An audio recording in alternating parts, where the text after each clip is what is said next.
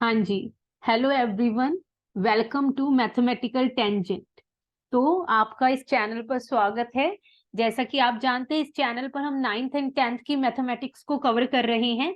तो आज हमारा जो है क्लास 9th का चैप्टर नंबर 9 चल रहा है, सर्कल्स, जिसकी अभी एक ही क्लास हुई है। तो हम देखेंगे कि आज की वीडियो में हम क्या करेंगे। और सबसे पहले तो आप सबसे माफी चाहूंगी, इतने दिन वीडियो नहीं आ पाई basically due to some reason, लेकिन अब अगेन कॉन्टिन्यूटी में चीजें आ गई हैं। अब हर रोज आपके लिए एक वीडियो आएगी। तो चलिए स्टार्ट करते हैं हम आज की video. So yes, today's video on chapter number 9, circles, theorem 9.1। जी हाँ, आज की वीडियो में हम थ्योरम 9.1 को समझेंगे विद प्रूफ। थ्योरम 9.2 में आज नहीं लूंगी, ये हम कल की वीडियो में समझेंगे। चलिए स्टार्ट करते हैं आज की वीडियो को। सो थ्योरम 9.1 कहती है equal course of a circle subtend equal angles at the centre. कि जो इक्वल कोर्स होती हैं सर्कल में, वो सेंटर पर इक्वल एंगल बनाती हैं। अब इसे डायग्राम के थ्रू समझते हैं कि बेसिकली यहाँ पर क्या बोलने की कोशिश की जा रही है। तो यहाँ हमने अपना एक सर्कल ले लिया और यहाँ पर इसका एक सेंटर भी ले लेते हैं। तो लेट अस से the centre of the circle is O। अब यहाँ पर कोर्स की बात हो रही है, इक्वल कोर्स, तो हमें यहाँ पर दो कोर्स लेनी पड़ेंगी। तो कुछ इस तरह से हम अपनी दो कोर्स यहाँ पर फॉर्म कर लेते हैं।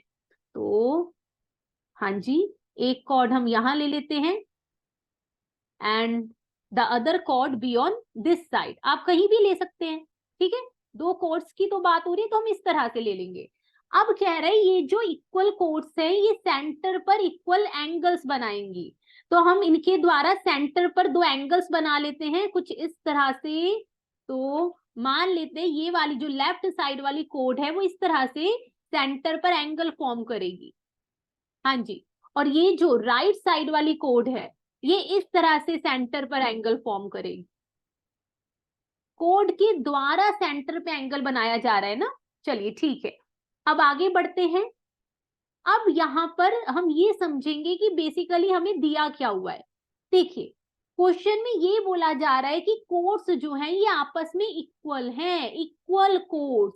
यानी अगर मैं देखिए, जब भी हमें कोई भी प्रूफ देना होता है मैथमेटिक्स में, तो सबसे पहले दो चीजें लिखी जाती हैं, that is given and to prove, कि जो हमें क्वेश्चन में दिया हुआ है और जो हमें प्रूव करना है। तो अगर मैं आपसे पूछूं यहाँ पर गिवन क्या है, और सर्कल वाले चैप्टर में तो आप विशेषकर ध्यान रखिएगा, सबसे पहले लिखा जाता है a circle with centre O।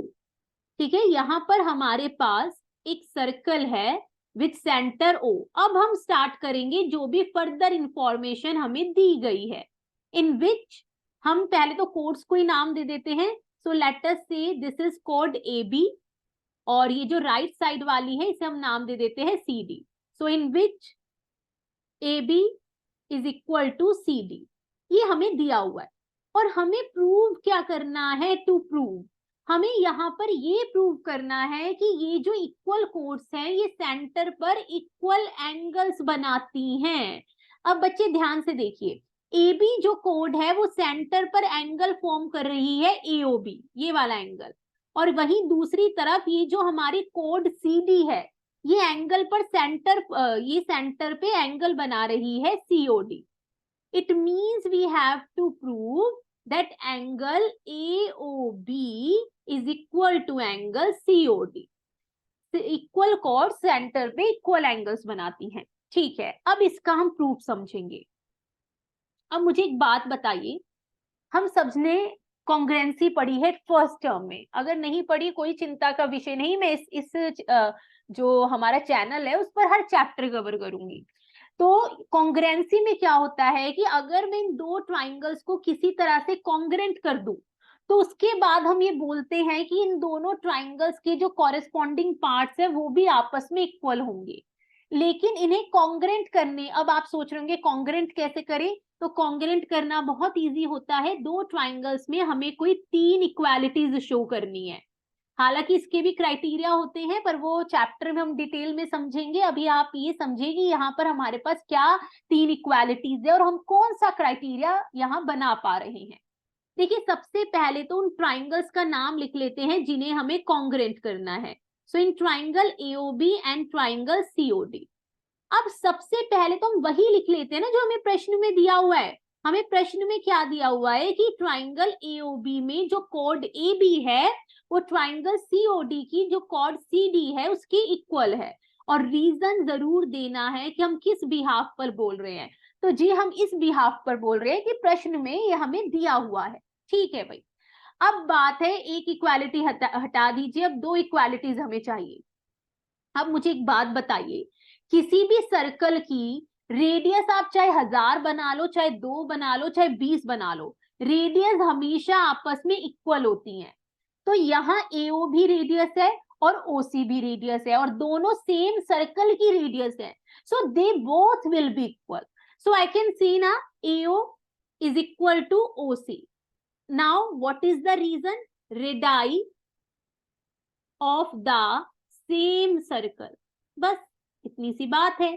चलिए अब एक और इक्वालिटी लानी है और हमारा काम बन गया, तो एक और हटा दीजिए। लास्ट इक्वालिटी अब हमें यहां पर प्रूव करनी है।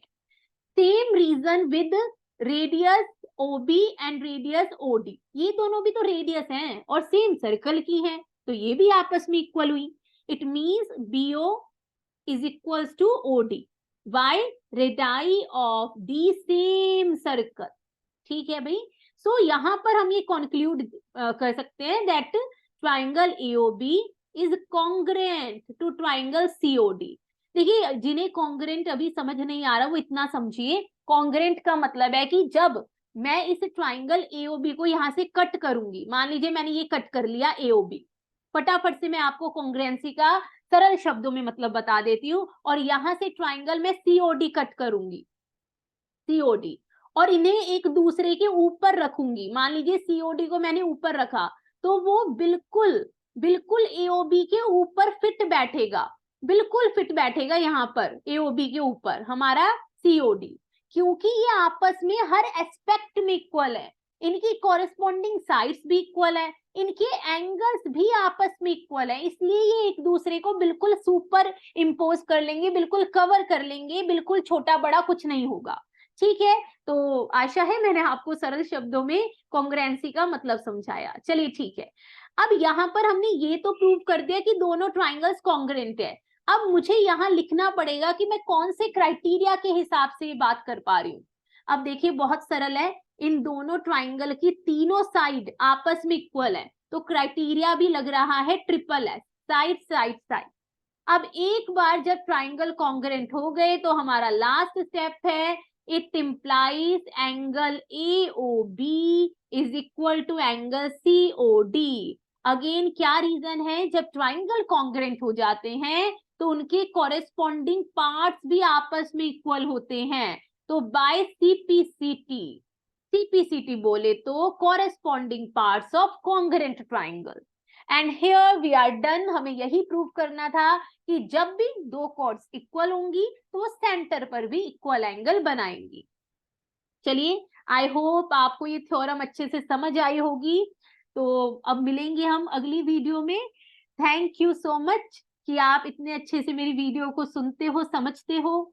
And please like share and subscribe the channel अगर आपको वीडियोस पसंद आ रही हैं और आप चाहते हैं मैं इसी तरह से हर कॉन्सेप्ट, हर चैप्टर की वीडियो आपके सामने लेकर आऊं। अगेन मिलते हैं अगली वीडियो में।